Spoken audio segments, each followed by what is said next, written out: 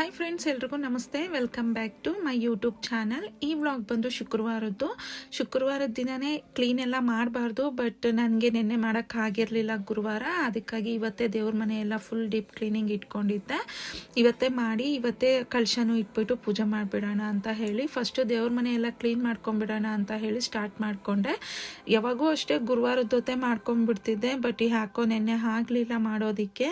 ಇನ್ನು ಇವತ್ತು ಹಾಗೆ ಮಾಡೋಣ ಅಂತಂದ್ರು ಮನ್ಸು ಯಾಕೋ ಒಪ್ಪಲಿಲ್ಲ. ಕ್ಲೀನ್ ಮಾಡ್ಕೊಂಡ್ಬಿಡೋಣ. ಬೇಕಾದ್ರೆ ದೇವ್ರ ಫೋಟೋ ತೊಳೆದಿದ್ದು, ದೇವ್ರ ಪಾತ್ರೆಗಳು ತೊಳೆದಿದ್ದು ನೀರೆಲ್ಲನೂ ಹೊರಗಡೆ ಏನು ಚೆಲ್ಲೋದು ಬೇಡ. ಅಂದರೆ ಒಂದು ತಪ್ಪಲೆಗೆ ಹಾಕಿ ಇಟ್ಬಿಟ್ಟು ನಾಳೆ ಬೇಕಂದರೆ ಒಂದು ಗಿಡದ ಮೇಲೆ ಹಾಕೋಣ ಅಂತ ಅಂದ್ಕೊಂಡೆ, ಸ್ಟಾರ್ಟ್ ಮಾಡಿಕೊಂಡೆ.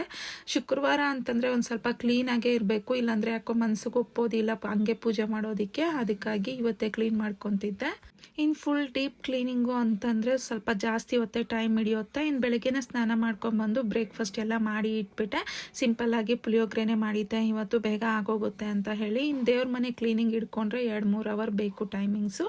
ಇನ್ನು ದೇವ್ರ ಮನೆ ಎಲ್ಲ ನೀಟಾಗಿ ಒಂದು ಸ್ವಲ್ಪ ಶಾಂಪು ನೀಟಾಗಿ ತೊಳ್ಕೊಂಬಿಡ್ತೀನಿ. ಆಮೇಲೆ ಸ್ವಲ್ಪ ಕರ್ಪೂರನೂ ಗಂಧ ಹಾಕ್ಕೊಂಡು ನೀಟಾಗಿ ಒರೆಸ್ಕೊಂಡ್ಬಿಡ್ತೀನಿ ಡ್ರೈ ಕ್ಲಾತಲ್ಲಿ. ಆ ರೀತಿ ಮಾಡ್ಕೊತೀನಿ ದೇವ್ರ ಮನೆ. ಒಂದು ಸ್ವಲ್ಪ ಗಂಧದ ಫ್ಲೇವರ್ ಬರ್ತಿರುತ್ತೆ, ಈ ಕರ್ಪೂರದ್ದು ಸ್ಮೆಲ್ಲು ಬರ್ತಿದ್ರೆ ಚೆನ್ನಾಗಿರುತ್ತೆ ಅಂತ ಹೇಳಿಬಿಟ್ಟು ಇನ್ನು ಅದೆಲ್ಲ ತೊಳೆದಿದ್ದು ಆದಮೇಲೆ ಇನ್ನು ದೇವ್ರ ಫೋಟೋಗಳಿಗೆಲ್ಲನೂ ಗಂಧ ಕುಂಕುಮ ಎಲ್ಲ ಇಟ್ಬಿಟ್ಟು ನೀಟಾಗಿ ಒರೆಸ್ಬಿಟ್ಟು ಅದನ್ನು ನೀಟಾಗಿ ಜೋಡಿಸ್ಬಿಟ್ಟಿದ್ದೀನಿ ದೇವ್ರ ಮನೆಯಲ್ಲಿ. ಆಮೇಲೆ ದೇವ್ರ ಪಾತ್ರೆ ಎಲ್ಲ ಕ್ಲೀನ್ ಮಾಡ್ಕೊಡೋಣ ಅಂತ ಹೇಳಿ ಬಂದೆ. ಇದೊಂದು ಸ್ವಲ್ಪ ಜಾಸ್ತಿ ಟೈಮ್ ಹಿಡಿಯುತ್ತಲ್ವ, ಅದಕ್ಕೆ ಫಸ್ಟ್ ದೇವ್ರ ಮನೆಯಲ್ಲೆಲ್ಲ ಜೋಡಿಸಿದ್ದು ಆದಮೇಲೆ ಈ ಕೆಲ್ಸಕ್ಕೆ ಬಂದೆ.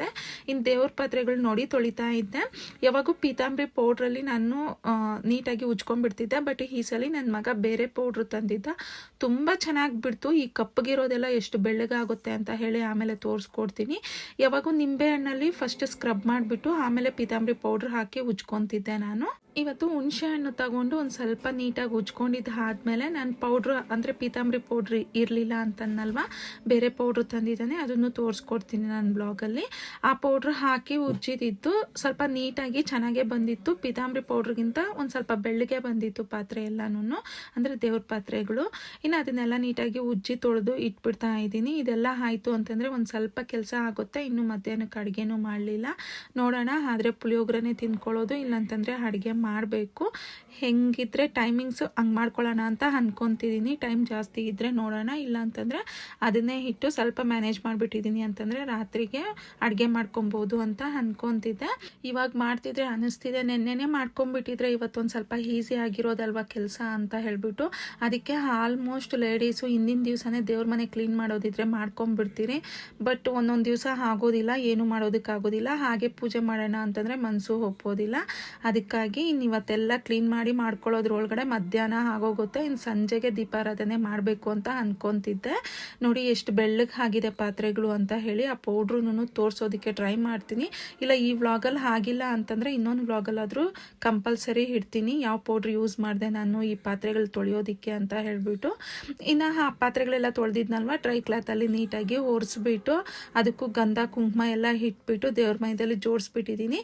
ಈಗ ಮನೆಯೆಲ್ಲ ಗುಡಿಸಿ ಒಂದ್ಸಲಿ ಒರೆಸ್ಬಿಡೋಣ ಅಂತ ಹೇಳಿ ಮಾಡ್ಕೊತಾ ಇದ್ದೆ. ಬೆಳಗ್ಗೆ ಒಂದ್ಸಲಿ ಎಲ್ಲ ನೀಟಾಗಿ ಗುಡಿಸಿದ್ದೆ, ಬಟ್ ಈಗ ದೇವ್ರ ಮನೆ ಎಲ್ಲ ಕ್ಲೀನ್ ಮಾಡಿದೆ. ಒಂದು ಸ್ವಲ್ಪ ಧೂಳು ಅದೆಲ್ಲ ಬಿದ್ದಿರುತ್ತಲ್ವ, ವರ್ಷವಾಗೆಲ್ಲ ಒಂಥರ ಆಗೋಗುತ್ತೆ ಮನೆ. ಅದಕ್ಕಾಗಿ ನೀಟಾಗಿ ಗುಡಿಸ್ಬಿಟ್ಟು ನೋಡಿ ಅವಾಗೂ ಎಷ್ಟು ಧೂಳು ಬಿದ್ದಿದೆ ಅಂತ ಹೇಳಿ. ಈ ಟೋನಿ ಬ್ರೂನೋ ಬೇರೆ ಇರೋದಕ್ಕೆ ಒಂದು ಸ್ವಲ್ಪ ಕೂದಲು ಉದುರ್ತಾ ಇರುತ್ತೆ. ಮನೆ ಒರೆಸ್ಬೇಕಂದ್ರೆ ಬೆಳಗ್ಗೆ ಗುಡಿಸಿದ್ರು ಸರಿ, 1-2 ಅವರ್ ಬಿಟ್ಕೊಂಡು ಮತ್ತೆ ಮನೆ ಒರೆಸ್ಬೇಕು ಅಂತಂದರೆ ನಾನು ಮತ್ತೆ ಒಂದ್ಸಲಿ ಗುಡಿಸ್ಬಿಟ್ಟು ಒರೆಸ್ಕೊತೀನಿ. ಇನ್ನು ನೀಟಾಗಿ ಕಸ ಎಲ್ಲ ತಳ್ಳಿದ್ದು ಆಯಿತು. ಈ ನಡುವೆ ಅಕ್ಕಪಕ್ಕ ಮನೆ ಕಟ್ಟೋದ್ರಿಂದ ಒಂದು ಸ್ವಲ್ಪ ಧೂಳು ಜಾಸ್ತಿನೇ ಬರ್ತಿರುತ್ತೆ. ಒಂದು ದಿನಕ್ಕೆ 3-4 ಸಲ ಗುಡಿಸ್ಕೊಳ್ಳೋದು ಆಗೋಗಿದೆ ನನಗೆ ಈ ನಡುವೆ. ಇನ್ನು ಮೇಲಿಂದ ಒರೆಸ್ಕೊಂಬಂದ್ಬಿಡೋಣ ಅಂತ ಹೇಳಿಬಿಟ್ಟು ಮೇಲಿಂದ ಒರೆಸ್ಕೊಂಬಂದ್ಬಿಡ್ತಿದ್ದೆ. ಫಸ್ಟ್ ಯಾವಾಗೂ ಮೇಲೇ ಒರೆಸ್ಬಿಡ್ತೀನಿ. ಇನ್ನೇನಾದರೂ ಒಂದು ಸ್ವಲ್ಪ ಕಡ್ಡಿ ಕಸ ಯಾರು ಇದ್ದರೆ ಕೆಳಗಡೆ ಬೀಳೋತ್ತಲ್ವ, ಇನ್ನು ಫಸ್ಟೇ ಕೆಳಗಡೆ ಒರೆಸಿದ್ದೀನಿ ಅಂತಂದರೆ ಮೇಲೆಯಿಂದ ಮತ್ತೆ ಧೂಳು ಬೀಳೋತ್ತೆ ಅಂತ ಹೇಳಿಬಿಟ್ಟು ಅಷ್ಟೇ. ಇವಾಗ ಒರೆಸ್ಬಿಟ್ಟಿದ್ದೀನಿ ಅಂತಂದರೆ ಇನ್ನು ಸಂಜೆವರೆಗೂ ತುಂಬ ಕ್ಲೀನಾಗೇ ಇರುತ್ತೆ ಮನೆ. ಮತ್ತು ನಾಳೆ ಎದ್ದು ಒರೆಸ್ಕೊಬೋದು. ದಿನ ಒರೆಸೋದು ಆಗೋಗಿದೆ ಈ ನಡುವೆ. ಯಾಕೋ ನನ್ನ ಕೆಲಸ ಮಾತ್ರನೂ ಒರೆಸಿಲ್ಲ ಅಂತಂದರೆ ಅಭ್ಯಾಸ ಆಗೋಗಿದೆ ಅಲ್ವಾ. ಹಾಗೆ ಇದ್ದೆ ಅಂತಂದರೆ ಏನೋ ಧೂಳು ನನ್ನ ಕಾಲಿಗೆ ಮೆತ್ಕೊಂಡಂಗೆ ಅನ್ನಿಸ್ತಾ ಇರುತ್ತೆ. ಅಂದರೆ ಯಾವಾಗೂ ಇಲ್ಲ, ಇವಾಗ ಇಲ್ಲಿ ಪಕ್ಕ ಎಲ್ಲ ಮನೆ ಕಟ್ತಾ ಇದ್ದಾರಲ್ವ ಅಕ್ಕಪಕ್ಕ, ಆ ಧೂಳಿಂದ ಹಂಗೆ ಅನ್ನಿಸ್ತಾ ಇರುತ್ತೆ. ಇನ್ನು ಬಾಗಿಲು ತೆಗೆದೇ ಇರಬೇಕಾಗುತ್ತಲ್ವ, ಅದಕ್ಕಾಗಿ ಈಗ ನೋಡಿ ಕೆಳಗಡೆನೂ ನೀಟಾಗಿ ಒರೆಸಿದ್ದು ಆಯಿತು. ಒಂದ್ಸಲ ಕಾಂಪೌಂಡ್ ಎಲ್ಲ ನೀಟಾಗಿ ಒರೆಸ್ಕೊಂಡ್ಬಿಡ್ತಾ ಇದ್ದೆ. ತೊಳೆದ್ಬಿಟ್ಟಿದ್ದೆ ಬೆಳಿಗ್ಗೆ, ಬಟ್ ಒಂದು ಸ್ವಲ್ಪ ನೀರಿತ್ತು ಅಂತ ಹೇಳಿಬಿಟ್ಟು ಅದನ್ನು ನೀಟಾಗಿ ಮಾಫಲ್ಲಿ ಒರೆಸ್ಬಿಟ್ಟಿದ್ದೀನಿ. ಅಂತಂದರೆ ಡ್ರೈ ಆಗೋಗುತ್ತೆ, ನೀಟಾಗಿ ಹಾರ್ಕೊಂಡ್ಬಿಡುತ್ತೆ ಅಂತ ಹೇಳಿ ಅಷ್ಟೇ. ಇನ್ನು ಹೂವು ತೊಗೊಂಬರೋಕ್ಕೆ ಹೇಳಿದೆ. ಇವತ್ತು ನನ್ನ ಮಗನೇ ತೊಗೊಂಬಂದಿದ್ದಾನೆ. ಬಟ್ ಚೆನ್ನಾಗಿತ್ತು ಹೂವು. ಬಿಳಿ ಚಾಮಂಚಿ ಆಗಿದ್ದರೆ ಇನ್ನೂ ಚೆನ್ನಾಗಿರೋದು ಅಂತ ಅಂದ್ಕೊತಿದ್ದೆ. ಅವನಿಗೆ ಅಷ್ಟೊಂದು ಗೊತ್ತಾಗೋದಿಲ್ಲ. ನಮ್ಮ ಮನೆಯವ್ರು ಹೋಗಿದ್ರೆ ತೊಗೊಂಬಂದಿರೋರು. ಇನ್ನು ಸರಿ ತೊಗೊಂಬಂದಿರೋ ಹೂವನ್ನೇ ಇಟ್ಬಿಡೋಣ ಅಂತ ಹೇಳಿಬಿಟ್ಟು ಅದನ್ನೇ ಇಟ್ಬಿಟ್ಟು ಪೂಜೆ ಮಾಡ್ತಿದ್ದೆ. ಯಾಕೋ ಹೂವು ಇಡಬೇಕಾದ್ರೆ ನನಗೆ ಬಿಳಿ ಚಾಮಂಚಿಗೆ ರೋಸ್ ಇಟ್ಟಿದ್ದೀರಿ ಅಂತಂದರೆ ಅವೆರಡು ಕಾಂಬಿನೇಷನು ಚೆನ್ನಾಗಿರುತ್ತೆ. ದೇವ್ರ ಫೋಟೋಗಳಿಗೆ ಅದನ್ನ ಇಟ್ಟರೆ ಏನೋ ಒಂಥರ ಕಳೆ ಜಾಸ್ತಿ ಕಾಣುತ್ತೆ ನನಗೆ. ಹಾಗೆ ಶುಕ್ರವಾರ ಹಾಕಿರೋದ್ರಿಂದ ಒರ್ಲು ಮತ್ತು ಸ್ಟೌವು ಎಲ್ಲ ನೀಟಾಗಿ ತೊಳೆದು ಇಟ್ಟಿದ್ದೆ. ಅದಕ್ಕೂ ಅರಿಶಿನ ಕುಂಕುಮ ಹೂವು ಇಟ್ಬಿಡೋಣ ಅಂತ ಹೇಳಿ ಮಾಡ್ಕೊತಿದ್ದೆ. ಯಾವಾಗೂ ಇಡೋದಿಲ್ಲ, ಬಟ್ ಯಾವಾಗಾದ್ರೂ ಮನ್ಸಿಗೆ ಅನ್ನಿಸ್ತು ಇಡಲೇಬೇಕು ಅಂದವಾಗ ಈ ರೀತಿ ಇಟ್ಕೊಂಡ್ಬಿಡ್ತೀನಿ. ನೋಡೋದಕ್ಕೂ ತುಂಬ ಚೆನ್ನಾಗಿ ಅನಿಸುತ್ತೆ. ರಂಗೋಲಿ ಹಾಕಿದ್ರೂ ಚೆನ್ನಾಗಿರುತ್ತೆ. ಬಟ್ ಅಡುಗೆ ಮಾಡ್ತಾ ಇರ್ತೀನಲ್ವ ಸ್ಟವ್ ಹತ್ರ, ಎಲ್ಲ ಕೆಳಗಡೆ ಬೀಳ್ತಿರುತ್ತೆ, ಕ್ಲಾತ್ಗೆಲ್ಲ ಮೆತ್ಕೊತಿರುತ್ತೆ ಅಂತ ಹೇಳಿ ರಂಗೋಲಿ ಏನು ಹಾಕಕ್ಕೆ ಹೋಗೋದಿಲ್ಲ. ಬಟ್ ಯಾವಾಗಾದರೂ ಒಂದೊಂದ್ಸಲಿ ಹಾಕಬೇಕು ಅನ್ನಿಸ್ದಾಗ ಮಾತ್ರ ಹಾಕ್ತೀನಿ. ಇನ್ನು ಈಗಲೇ ಲೇಟ್ ಆಯಿತು ಅಂತ ಹೇಳಿ ಟೋನಿ ಬ್ರೂನೋಗೆ ಪೆಡಿಗ್ರಿನೇ ಇಟ್ಬಿಡ್ತಾ ಇದ್ದೆ. ಇನ್ನು ಅನ್ನ ತಿನ್ನಿಸೋದಕ್ಕೆ ಸ್ಟಾರ್ಟ್ ಮಾಡಿದ್ದೀನಿ ಅಂತಂದರೆ ಅದು 1 ಅವರ್ ಆಗೋಗುತ್ತೆ. ಇಬ್ಬರು ನಿಧಾನನೇ ತಿನ್ನೋದು. ಅದಕ್ಕಾಗಿ ಪೆಡಿಗ್ರಿ ಇಟ್ಬಿಟ್ಟಿದ್ದೀನಿ ಅಂತಂದರೆ ಬ್ರೂನೋಗೆ ಮಾತ್ರ ತಿನ್ನಿಸಿದ್ರೆ ಟೋನಿ ತಿನ್ಕೊಂಡ್ಬಿಡ್ತಾನೆ ಅಂತ ಹೇಳ್ಬಿಟ್ಟು ಅಷ್ಟೇ. ಇನ್ನು ಟಿಫನ್ ಏನೂ ತಿನ್ನಲಿಲ್ಲ, ಬಟ್ ತುಂಬಾ ಹೊಟ್ಟೆ ಹಸಿವಾಗ್ತಿದೆ. ಅದರಲ್ಲೂ ಸುಸ್ತು ಬೇರೆ ಆಗ್ತಿತ್ತು. ಅದಕ್ಕೆ ಒಂದು ಗ್ಲಾಸ್ ಟೀ ಮಾಡಿಕೊಂಡು ಕುಡಿದ್ಬಿಟ್ರೆ ಸ್ವಲ್ಪ ಎನರ್ಜಿ ಬಂದಂಗೆ ಆಗುತ್ತೆ ನನಗೆ ಅಂತ ಹೇಳಿಬಿಟ್ಟು ಟೀ ಮಾಡ್ಕೊತಾ ಇದ್ದೆ. ಇನ್ನು ಈ ಕೆಲಸ ಎಲ್ಲ ಮುಗಿಸ್ಬಿಟ್ಟು ಇನ್ನು ಪುಳಿಯೋಗರೆ ಮಾಡಿದ್ನಲ್ವ ಅದೇ ಇತ್ತು. ಅವರು ಮಧ್ಯಾಹ್ನ ನನ್ನ ಮಗ ಒಬ್ಬನೇ ತಿನ್ಕೊತೀನಿ ಅಂತ ಅಂದಿದ್ದ. ಇನ್ನು ನಾನು ತಿನ್ಕೊಂಬಿಟ್ಟೆ ಇವತ್ತು. ಇನ್ನು ಸಂಜೆ ಇದು ಪೂಜೆ ಸ್ಟಾರ್ಟ್ ಮಾಡ್ಕೊಳ್ಳೋಣ ಅಂತ ಹೇಳಿ 5 ಗಂಟೆಗೆ ಸ್ಟಾರ್ಟ್ ಮಾಡಿಕೊಂಡೆ. ನೈವೇದ್ಯಕ್ಕೆ ಅಂತ ಹೇಳಿಬಿಟ್ಟು ನಾನು ಉರ್ಗಡ್ಲೆ ಇರುತ್ತಲ್ವ ಅದನ್ನು ಒಂದು ಸ್ವಲ್ಪ ಪೌಡ್ರ್ ಥರ ಮಾಡ್ಕೊತಿದ್ದೀನಿ. ಸ್ವಲ್ಪ ಸಕ್ಕರೆನೂ ಏಲಕ್ಕಿ ಹಾಕ್ಬಿಟ್ಟು ಪೌಡ್ರ್ ಥರ ಮಾಡಿಕೊಂಡು ಅದನ್ನೇ ಇವತ್ತು ನೈವೇದ್ಯಕ್ಕೆ ಇಟ್ಕೊಂಡಿರೋದು. ಇಟ್ಬಿಟ್ಟು ದೇವ್ರ ಪೂಜೆ ಮಾಡ್ಕೊಳ್ಳೋಣ ಅಂತ ಅಂದ್ಕೊಂಡೆ. ಇನ್ನು ಸ್ವೀಟ್ ಪೊಂಗಲ್ ಏನಾದರೂ ಮಾಡೋಣ ಅಂತ ಕೇಳಿದೆ ಮಕ್ಕಳಿಗೆ, ಬೇಡ ಅಂತಂದರು. ಇನ್ನು ಬೆಳಿಗ್ಗೆ ಆದರೂ ಮಾಡಿದ್ದಿದ್ರೆ ಪೂಜೆ ಟೈಮ್ಗೆ ಸಂಜೆವರೆಗೂ ಓಡಾಡ್ಕೊಂಡಾದರೂ ತಿನ್ಕೊಂಡಿರೋರು.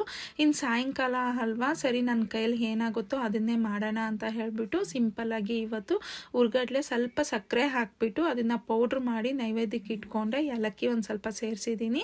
ನಮಗೆ ಬೇಕಂದರೆ ಡ್ರೈ ಫ್ರೂಟ್ಸ್ ಇದ್ದರೂ ಡ್ರೈ ಫ್ರೂಟ್ಸು ಇಟ್ಕೊಂಡು ಮಾಡ್ಬೋದು, ಏನು ಹಣ್ಣಿದ್ರೂ ಇಟ್ಕೊಂಡು ಮಾಡ್ಬೋದು.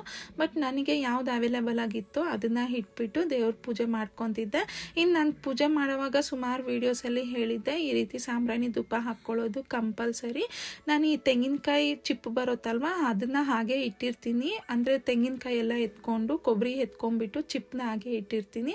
ಆ ಚಿಪ್ಪನ್ನ ಸ್ವಲ್ಪ ಇದ್ದಲ್ ಥರ ಮಾಡ್ಕೊತೀನಿ ನಾನು. ಅಂದರೆ ಸ್ಟವ್ ಮೇಲೆ ಇಟ್ಬಿಟ್ಟು ಅದನ್ನು ಸುಟ್ಕೊಂಡು ಈ ರೀತಿ ಮಾಡಿಕೊಂಡು ಸಾಂಬ್ರಾಣಿ ಧೂಪ ಹಾಕ್ಕೊಂಡ್ಬಿಡ್ತೀನಿ. ಮನೆಯೆಲ್ಲ ಒಂದು ಸ್ವಲ್ಪ ಸ್ಮೆಲ್ ಚೆನ್ನಾಗಿರುತ್ತೆ. ಅದರಲ್ಲೂ ದೇವ್ರಿಗೆ ತುಂಬ ಮುಖ್ಯ ಈ ರೀತಿ ಹಾಕೋದು ಅಂತ ಹೇಳಿಬಿಟ್ಟು ಈ ರೀತಿ ಅಭ್ಯಾಸ ಆಗಿದೆ. ಇನ್ನು ಪೂಜೆ ಎಲ್ಲ ಕಂಪ್ಲೀಟ್ ಆದಮೇಲೆ ಸಂಜೆ ಮನೆಗೆಲ್ಲ ಅಂದರೆ ಮೇಲೆ ರೂಮಿಂದ ಹಿಡಿದು ಕೆಳಗಡೆ ಬಾಲ್ಕನಿ ಮತ್ತು ಕಾಂಪೌಂಡು ಎಲ್ಲನೂ ಮೂಲೆಗೂ ಈ ರೀತಿ ಹೊಗೆ ಅಂದರೆ ಸಾಂಬ್ರಾಣಿ ಹೊಗೆ ತೋರಿಸ್ಕೊಂಡು ಬಂದುಬಿಡ್ತೀನಿ. ಇನ್ನು ಈ ವ್ಲಾಗ್ ಇಲ್ಲಿಗೆ ಎಂಡ್ ಮಾಡ್ತಾ ಇದ್ದೀನಿ. ಇದಾಗಿತ್ತು ಇವತ್ತಿನ ವ್ಲಾಗ್. ನಿಮ್ಗೆಲ್ರಿಗೂ ಇಷ್ಟ ಆಗಿದೆ ಅಂತ ಅಂದ್ಕೊತೀನಿ. ಇಷ್ಟ ಆಗಿದ್ರೆ ಪ್ಲೀಸ್ ಲೈಕ್, ಶೇರ್, ಸಬ್ಸ್ಕ್ರೈಬ್ ಮಾಡಿ. ಹೀಗೆ ನನಗೆ ಸಪೋರ್ಟ್ ಮಾಡ್ತೀರಿ. Thank you for watching. Bye friends.